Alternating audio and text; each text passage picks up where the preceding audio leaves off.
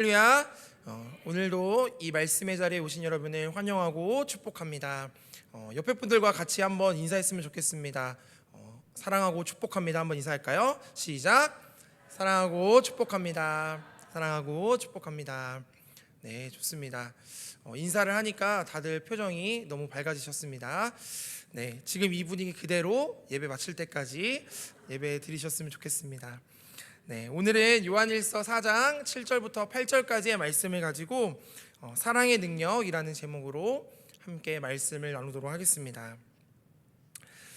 태어난 지 19개월 만에 큰 병을 앓아서 시력과 청력을 잃어버린 한 사람이 있었습니다. 우리가 너무나도 잘 알고 있는 헬렌 켈러라는 사람입니다. 이 헬렌 켈러는 인생을 바꾼 사람을 만나게 되는데 그 사람은 바로 설리번 선생님이었습니다. 헬렌 켈러가 나중에 이제 그 장애를 극복하고 정말 수많은 사람들에게 영향력을 끼치고 한 글을 썼는데 이런 글을 썼습니다. 내가 설리번 선생님을 만났을 때 설리번 선생님이 나에게 알려주었던 첫 번째 단어는 물이라는 단어였다. 설리번 선생님은 내 손바닥에 물방울을 떨어뜨리고 물이라고 써주었다.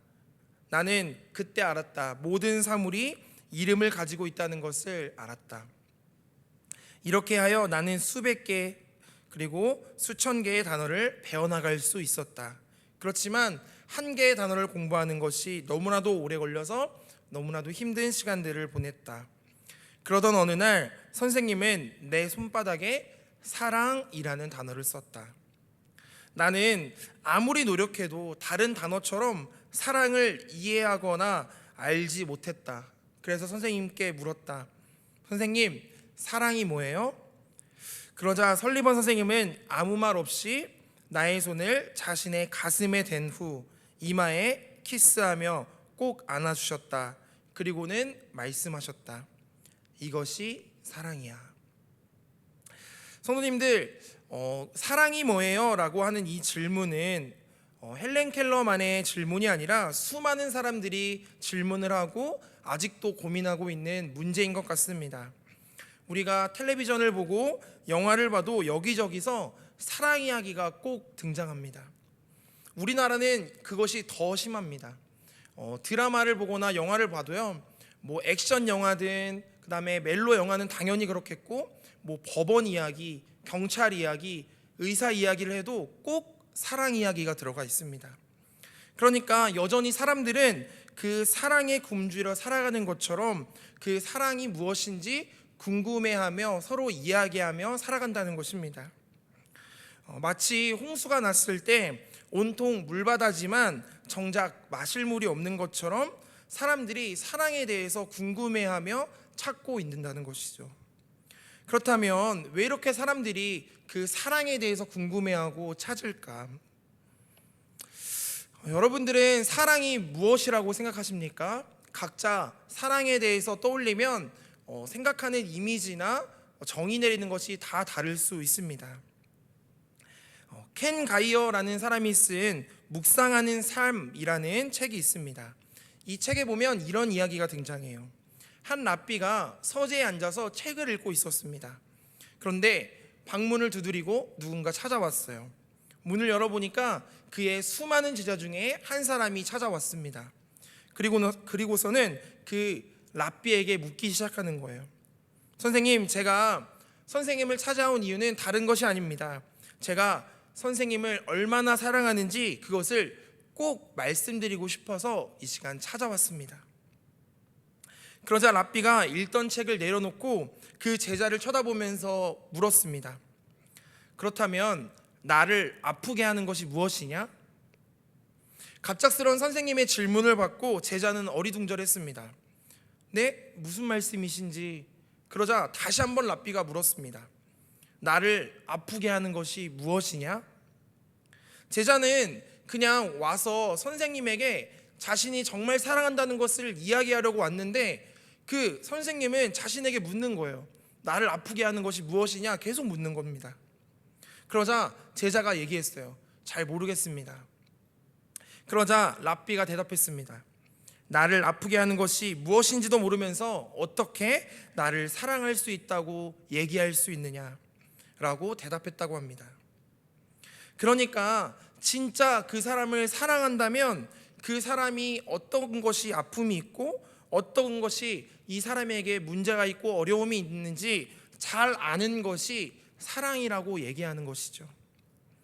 그러니까 사랑한다고 얘기하는 것이 그냥 잘해주는 것으로 끝나는 것이 아니라 이 사람을 위해 같이 아파할 수 있는 것, 그것이 진정한 사랑이라는 것입니다. 지금은 제가 결혼을 하고 이제 가정을 꾸렸지만 예전에 가정을 꾸리기 전에는 참 불안했습니다. 왜냐하면 이 사람과 아직 법적으로 결혼을 하지 않았기 때문에 언제든지 저를 떠나갈 수 있는 상황이잖아요. 그래서 제가 정말 노력했던 것 같아요. 그래서 제가 떠나가지 못하도록 열심히 노력했습니다.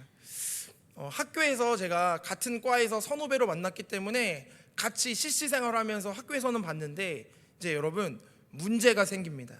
그것은 무엇이냐면 방학이 찾아오는 거예요. 이제 방학이 찾아오면 서로 사는 집이 조금 멀었어요. 안산과 하남이었어요. 근데 제가 그때는 차가 없었기 때문에 대중교통으로 거의 한 3시간이 걸립니다. 편도로 3시간. 그러면 이제 일주일에 데이트할 수 있는 시간은 정해져 있고 이제 보지 않으면 이제 마음이 멀어질까 봐 제가 열심히 찾아갔던 것 같아요. 한 번은 이제 연락을 하다가 이제 뭐 먹고 싶은 것을 저한테 얘기한 적이 있어요. 그런데 제가 이건 꼭 사다 주고 싶은 거예요. 그러면 여러분 데이트 많이 해보셨겠지만 어떻게 해야 합니까? 찾아가야 합니다. 그래서 제가 먹고 싶어 한다는 것을 사가지고 가서 그것만 건네주고 왔어요. 멋있지 않습니까? 네. 이 정도 해야 이제 저 정도의 사람을 얻을 수 있습니다. 네. 제가 열심히 어쨌든 노력해서 이렇게 가정을 꾸리게 됐는데 한 번은 이런 적이 있어요. 제가 이제 전도사였을 때 불과 몇 개월 전에 전도사였는데 옛날처럼 얘기하죠. 제가 전도사였을 때 사역을 가는 날 이제 같이 밥을 먹고 이제 사역을 가야 하는데 제가 그날따라 몸이 너무 안 좋은 거예요. 그런데 제가 안 가면 이제 교회에서 뭐 찬양 인도를 하고 뭐 예배도 인도해야 되고 하니까 안 갈 수가 없는 상황이었어요. 근데 제가 이제 같이 아내랑 병원도 가고 제가 너무 힘들어하니까 아내가 옆에서 보면서 너무 막 가슴 아파하는 거예요. 그래도 제가 이제 아픈 티를 내지 않고 나는 괜찮다 하면서 하는데도 엄청 아파 보였나 봐요. 식은땀도 나고 병원에서도 그렇게 아프다고 하니까. 근데 보통은 제가 거의 다 데려다 주었는데 그날따라 데려다 주겠다고 고집을 피우는 거예요. 제가 평소 같으면 아니라고 제 남자답게 이렇게 딱 끊었을 텐데 그날따라 이제 버스 정류장까지만 데려다 주겠다고 해서 같이 버스를 타러 갔습니다.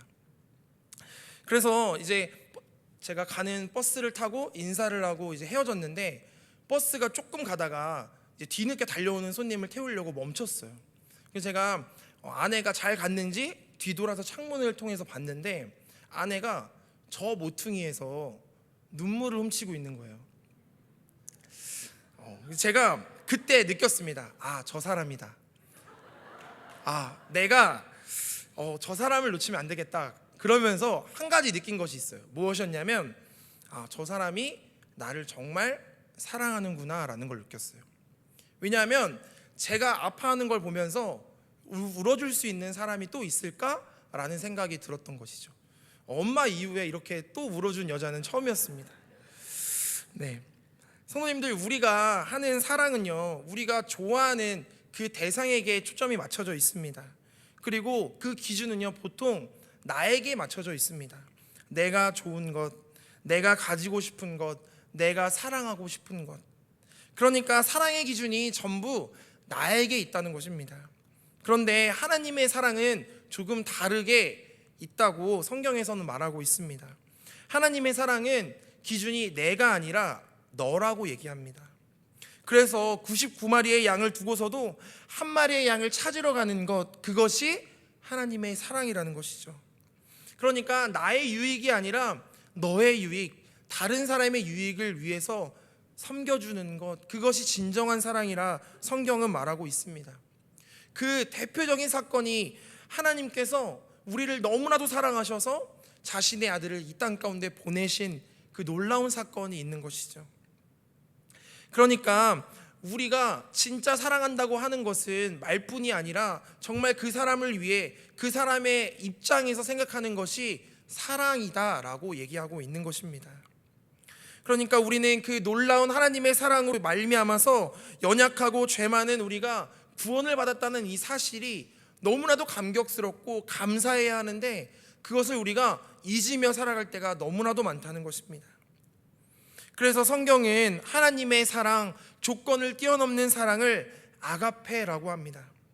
그러니까 다른 그 어떤 사랑보다 가장 앞서는 마음, 그것이 하나님의 사랑이라고 이야기하고 있는 것이죠.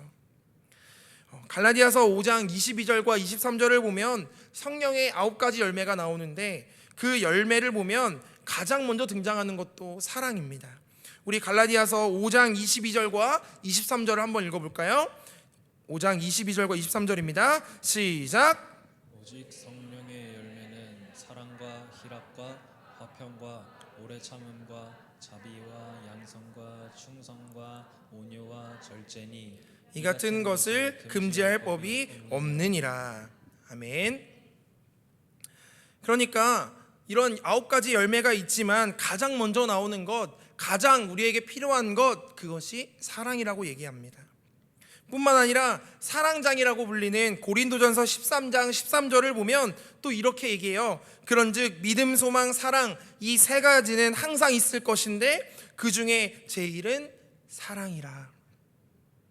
그러니까 우리에게 받았던, 우리가 가지고 있는 은사 중에서도 가장 큰 은사이고 가장 큰 열매가 바로 사랑이어야 한다는 것입니다.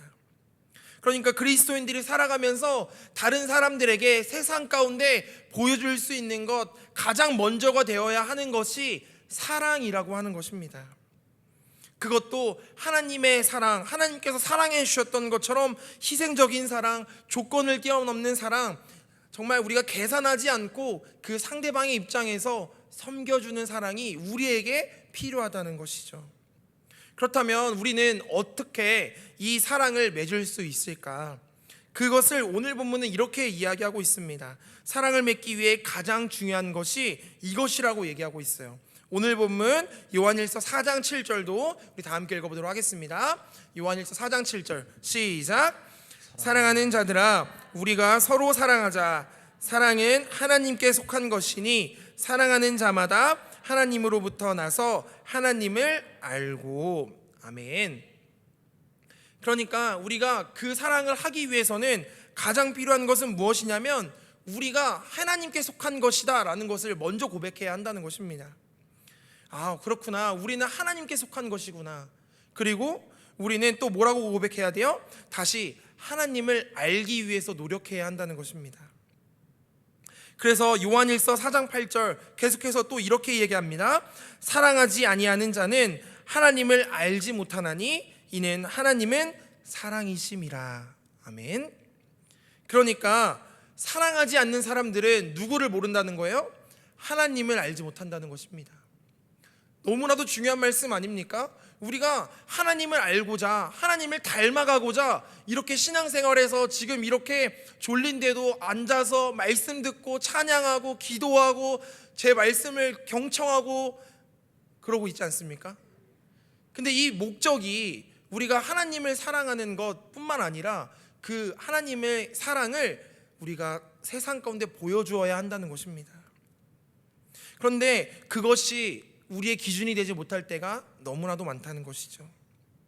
하나님을 더 알고자 해야 하는데 하나님을 모른다 하지만 더 알고자 하지 않았던 것이 우리의 연약함이라는 것이죠.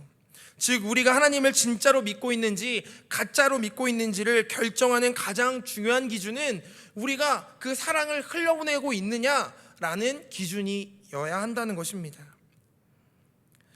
그러니까 사랑은 우리가 할 수 있으면 하고 할 수 없으면 하는 것이 아니라 사랑할 만한 가치가 있어서가 아니라 우리가 연약한 우리가 하나님께 받았던 것처럼 아무 조건 없이 사랑할 수 있어야 그 그리스도의 사랑이 정말 행해진다는 것을 오늘 말씀 우리에게 전해주고 있는 것이죠. 그러니까 사랑한다라고 하는 이 말은 그냥 말로 끝나면 안 되고 우리의 행동과 우리의 마음과 우리의 삶의 변화를 통해 함께 있을 때 진정한 그 영향력을 발휘할 수 있는 것입니다. 어느 날 바다의 대항이었던 고래가 큰 사고를 당했습니다. 그래서 그 고래가 피를 많이 흘렸대요. 거의 죽게 되는 상황 가운데 있어서 이 사실을 안타깝게 여겼던 물고기들이 어떻게든 이 고래를 살리기 위해서 힘을 모아서 헌혈을 하기 시작했습니다. 그런데 고래를 헌혈하기 위해서 물고기들이 얼마나 많이 모집됐겠어요? 그런데 평소에 고래의 사랑을 가장 많이 받았던, 정말 듬뿍 많이 받았던 붕어가 헌혈을 하지 않는 거예요. 그러니까 가만히 있으니까 다른 물고기들이 이 붕어를 비난하였습니다. 야, 네가 평소에 고래에게 그렇게 사랑을 많이 받았는데 지금 고래가 죽어가고 있는데 어떻게 헌혈을 하지 않고 있냐, 그러면서 모두 손가락질했다고 합니다. 너가 어떻게 그럴 수 있냐, 너의 피가 아깝냐 부터 시작해가지고 너는 진짜 그 은혜도 모른다라고 사람들이 비난했습니다. 사람이 아니죠, 물고기들이 비난했습니다. 네. 그런데 이 붕어가 그동안 숨겨왔던 비밀을 이야기하기 시작합니다. 뭐라고 하느냐? 얘들아, 사실은 나는 붕어가 아니라 붕어빵이야. 네, 죄송합니다. 분위기 아주 썰렁해졌는데 여러분들 웃어주셔서 감사합니다. 성도님들, 그런데요, 저는 이 붕어의 이야기를 보면서 아, 그렇구나, 우리가 한국교회에서 정말 믿는 사람들의 모습이 어쩌면 이와 같을 수도 있겠다라는 생각이 들었습니다. 그러니까 우리가 교회 다니면서 그리스도인이다 하고 교회 다닌다 하고 정말 성도라고 하였지만 우리는 진짜 성도, 진짜 그리스도인으로 살아가는 것 같지만 그 흉내만 낸 것은 아닌가라고 생각이 들 때가 있는 것이죠. 왜냐하면 그 안에 사랑이 없으면 우리는 그 흉내만 낸 것이라고 생각하는 것이죠. 진짜로 하나님의 사랑으로 인해 구원을 받은 사람들은 그 사랑을 흘려보내야 하는데 그러지 못할 때가 너무나도 많다는 것입니다. 누군가에게 나누어 줄 때 그 사랑은 분명히 능력을 발휘하는데 우리는 하나님의 능력을 이미 제한해서, 내가 제한해서 할 수 없을 거라고 이미 생각할 때가 너무나도 많다는 것입니다.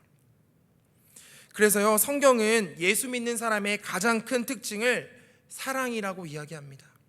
아, 저 교회는 사랑이 넘치는구나, 저 성도들은 사랑이 넘치는구나, 아, 저 사람들은 뭔가 다르구나. 그래서요, 교회 다니는 사람들에게 물었을 때 교회에 처음 다니는 사람들이 교회에 들어와서 가장 처음으로 그리고 가장 많이 듣는 이야기가 하나님 사랑, 예수님 사랑, 그리스도의 사랑, 십자가 사랑 이야기인데, 그들이 느낄 때 우리의 사랑이 전해주지 않으면 그들이 느낀다는 거예요. 아니, 저 사람들은 그렇게 하나님의 사랑, 그렇게 사랑 이야기를 하면서 내가 그 사랑을 느끼지 못하겠어 라고 이야기할 수도 있다는 것입니다. 그러니까 문제는 이 사랑을 명사로만 가지고 있는 것이 아니라 이제는 그 명사였던 사랑을 이제 동사로 바꿔야 합니다. 우리가 입술로, 손길로, 우리의 삶으로 그 사랑을 살아내는 것이 너무나도 중요하다는 것이죠. 그래서 사랑은 우리의 입술을 타고 갈 때, 우리의 손길로 전해질 때, 우리의 삶으로 그 사랑을 살아낼 때 사랑의 능력이 발동되기 시작합니다. 왜냐하면 그 삶은 하나님께서 붙드셔서 그 사랑이 발현되게 만들어 주시기 때문입니다. 사랑하는 성도 여러분, 사랑이 움직이며 전해질 때 그것은 능력이 발휘됨을 여러분들 믿음으로 믿으시길 바랍니다. 사랑으로 소문난 교회, 저는 그 교회가 우리 탑동교회가 되기를 소망합니다. 소문이 안 날 것 같지만 소문이 나는 거예요. 제가 학교 앞에서 전도를 할 때 그 전도하는 그 소식을 듣고요, 제가 아는 후배 전도사가 전화가 왔어요. 그 교회에 전도한다면서요, 제발 조금만 열심히 하세요. 우리 목사님이 전도하자고 해요. 막 이렇게 하는 거예요. 그러니까 전도하는 그 소식이 전해지고 있는 거예요. 여러분, 우리 성도들이 그 말씀을 듣고 세상 가운데서, 가정에서, 직장에서 사람들을 만날 때 그 사랑을 전해주면 그 사랑이 흘러가서 우리 교회가 저 교회는 사랑이 넘치는 교회구나, 저 성도들은 사랑을 살아내는 성도들이구나라는 소문이 나게 될 줄로 믿습니다. 사랑하는 성도 여러분, 오늘 말씀을 묵상하면서 저는 이 말씀에 나오는 이 사랑을 전해주고 사랑을 흘려보내는 교회가 우리 탑동교회가 되기를 소망합니다.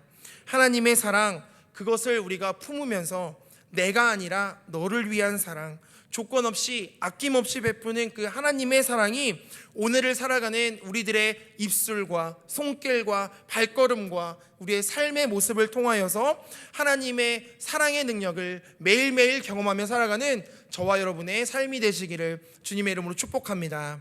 우리가 이렇게 담대함으로 걸어갈 때 주님께서 우리의 삶을 붙들어 주실 뿐만 아니라 우리의 삶을 사용하여 주실 줄로 믿습니다. 기도하겠습니다.